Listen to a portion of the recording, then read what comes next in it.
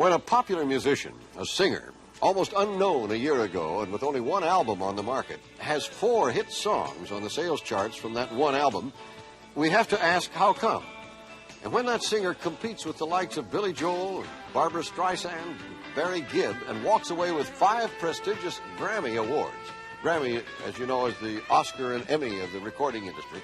When that singer takes 5 of them, we have to ask, who is he really? And what's so special about him? Christopher Cross is unique. It makes you want to bounce. Yes, that's it. Makes you want to bounce. The success story of Chris Cross is the kind we like to tell. And here with that story is Steve Fox. Steve? Hugh, in some ways, you might think it's the same old familiar story. The one where the hard-working singer, known only in one part of the country, is discovered by the big-time producers. He's packaged with glitter and flash. He's given a whole new style, and he leaps to national fame and fortune.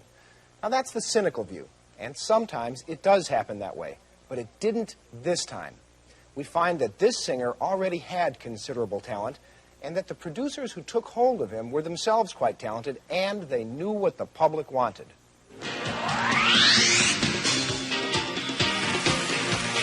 Ride Like the Wind, Christopher Cross's first hit, a good example of what he calls pop and roll, rock music heavily influenced by the pop songs of the 1960s.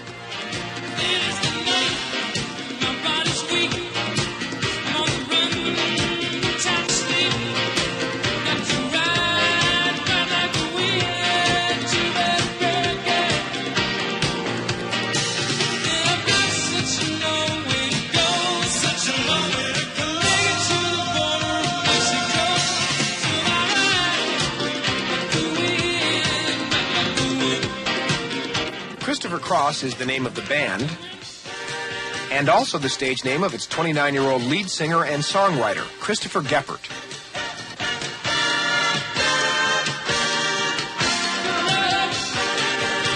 15,000 fans came to this concert to welcome Chris back to his adopted hometown, Austin, Texas.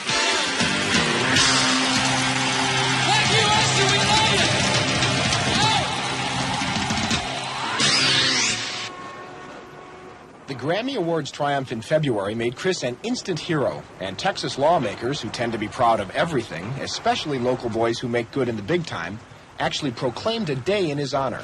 And this is certainly the ultimate compliment, having Christopher Cross Day coincide with our show. And so it's an exciting day for us, and for everybody that's going to come to the show, I hope it's exciting for you. For those of you who couldn't get tickets, what can I say? Sorry. Cross's success story reads like the script of a Hollywood rags-to-riches movie, where the talented but unknown newcomer triumphantly returns to his hometown at the end of the same week that he plays for the President and First Lady at the White House. For someone that describes himself as just an average middle-class guy who cares more about his wife and 4-year-old son Justin than he does about being a superstar, this is pretty heady stuff, the stuff fantasies are made of. But it's not a fantasy. It's a real-life story about how the music industry works. A story that began in small nightclubs throughout the Austin area, where the Cross Band played for 10 years, clubs like the Steamboat. He never really was the biggest draw. He never commanded, for example, more than a $2.50 or $3 cover. When Cross performed in the clubs, he rarely played his own music. Instead, his was a so-called copy band, surviving by playing other people's songs. Bill Bentley was an Austin music critic at the time. He was an excellent copy musician. His ears were such that he could play Beatles songs, and you could close your eyes and almost think you're listening to the Beatles. Beach Boys songs the same way, and you had a college crowd that loved that music. The 49 fraternities and sororities on the University of Texas campus provided a good living for Cross up until relatively recently. There are still plenty of college kids there who remember when the band played at their parties.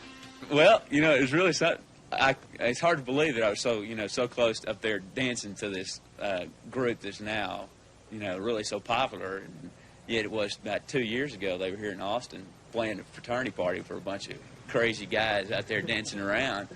Kept your chops up, too. Instead of working in a shoe store or something to make a living, you could keep playing and learning things while you were doing it. One.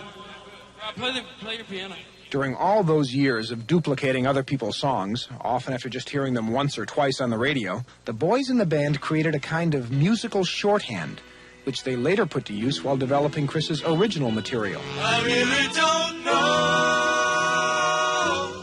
never says, hey, I've got a song. He just comes and he plugs in his guitar and he starts playing something. And I go, what's that? Yeah, I'll come in with a new song and just start playing it.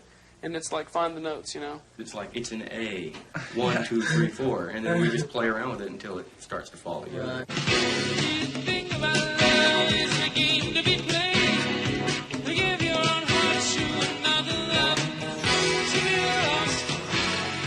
Many people consider the band an overnight success, but in fact they began playing together as teenagers. Their road to fame and fortune began in Texas, but led eventually to California. 6 years ago, Christopher Cross sent a demonstration tape of his music to Warner Brothers Records here in Burbank. The response was, close but not quite. Try again. So he did, going back into a studio in Austin and producing another tape in 1978. The second time around, he found a buyer. Most of all, I liked the material. I thought there was real substance. It was very melodic, very positive, and the overall feel of the tape made me feel good. It was real strong. Michael Austin then managed to interest staff producer Michael Omartian, whose endorsement convinced Warner's management to give Chris a record contract. Omartian turned out to be the perfect producer because of his background as both a musician and an arranger. The thing that Christopher likes about the relationship that we have musically is the fact that in a spot like on Ride Like the Wind where it goes, and I've got such a long way to go to get to the border of Mexico. Okay, those are the two changes that he wrote the song with, and he likes for me to expand it. Well, I got...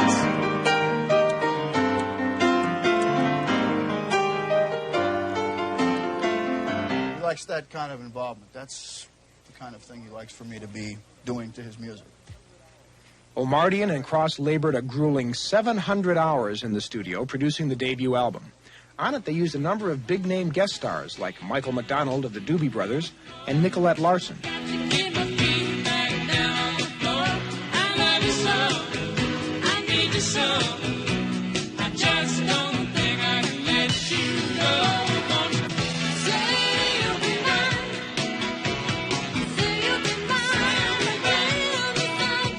Nicolette still remembers the first time she met Chris and how surprised she was by his physical appearance. And I met Chris, and of course he kind of looks like a football player, and I thought, gee, this guy's singing all those beautiful high notes, you know. I look the way I look. What can I do about it, you know? And I'm not displeased with it. I mean, I think I look fine, and I'm looking for the type of people that really enjoy the music and not looking for me to satisfy their sexual affinities.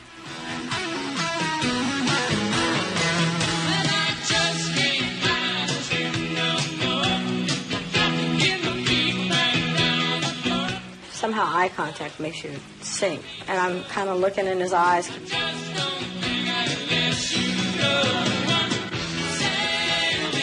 Two people dancing or something with Fred Astaire and Ginger Rogers, and we're just kind of looking at each other. And it's like, oh, this is great. This is really fun.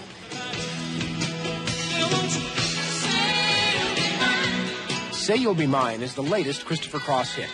Released just 6 weeks ago, it has zoomed to number 31 on the Billboard sales chart and is still climbing.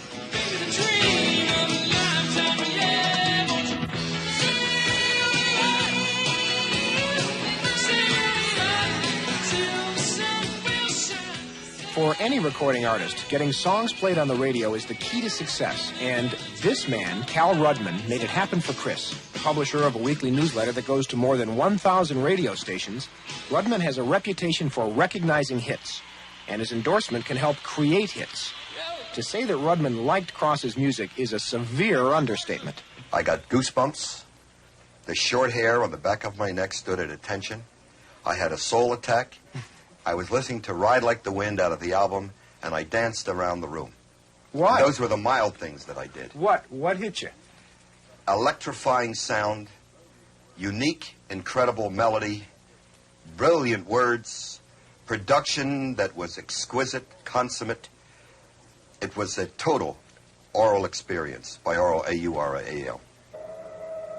Rudman further boosted Cross's career when he appeared on Tom Snyder's Tomorrow Show. Mr. Cal Rudman, who is the man with the golden ears. Give me the big one next week. What's it going to be? Well, I believe that Christopher Cross is going to have a big hit. And then bango, you know, it started to happen. That prediction helped convince Cross's in-laws that their daughter had married the right man. Next week, and my parents were just wild. And that was the first time they'd ever heard anybody say that Chris would be successful. And Chris became very successful very quickly. The album was one of Warner's biggest sellers of the year, more than 3 million copies. And the song Sailing hit the top of the charts and made Chris one of the industry's superstars of 1980. It's not far down to paradise. At least it's not full. If the wind is right, you can sail away. Find tranquility. Oh, the canvas can do miracles. Just you wait and see. Believe me. But despite such popularity, many critics attacked Chris, calling the songs mushy, slick, and bland. Critics are hard on things that sell a lot. They're also hard on him because they consider him to be a watered-down version of what rock and roll is really all about. We're doing exactly what we want to do. These songs sound just like we want them to sound. Fantasy, it gets the best of me when I'm sailing. We call it the top-down convertible sound. You're in traffic on a traffic jam, and this beautiful music is in the car on your FM stereo. It just makes you feel good and forget the fumes. And sailing takes me away to where I've always heard it.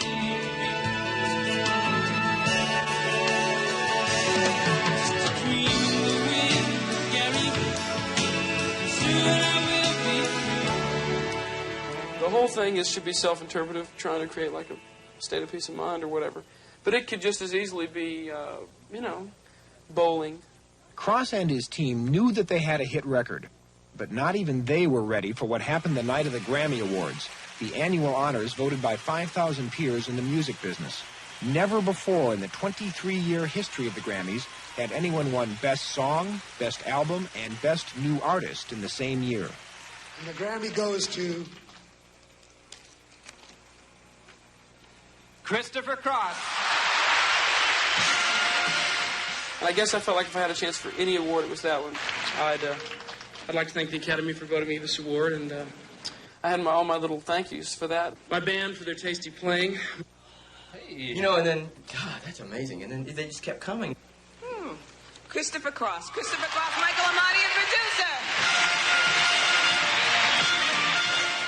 When they announced that, I remember Omartian's face went white.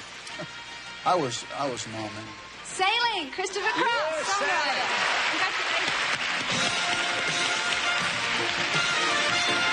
It was too much to really take in.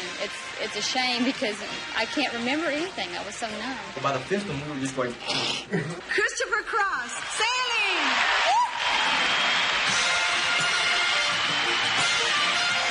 So we immediately went out and got really drunk.